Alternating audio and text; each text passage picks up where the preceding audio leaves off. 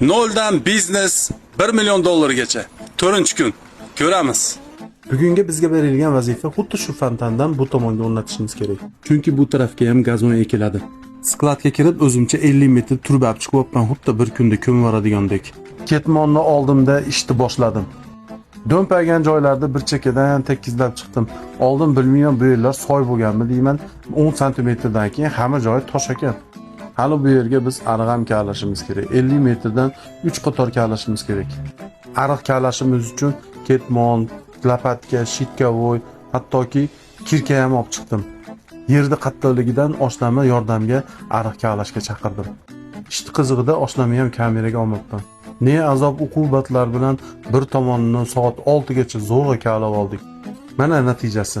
Hali bunaqa ariqda 3 ta kavlashimiz kerak. Oho. Skladga kirsam hech kim yo'q, hamma ketib bo'pti. Aytgancha oshnam bor, Ahrani Jumaka ham bor. Aytgancha Gayka degan itimiz ham bor. Hech zeriktirmaydi. Boshlandi. Mehnatkash. Qachon qarasa mehnat. Vatanga xizmat qiladigan bola mana shu bo'ladi. Jumaka zalotoy odam, mana shu yerda ahranasi bo'ladi. Bashani ham o'tkazmaydi bu bola. Rahmat, sog' bo'lsinlar. Podpischiklar hammasi yuzga kirsin. Salomat bo'l. Jumakani gapiga qo'shilaman. Har doim sog' salomat bo'linglar.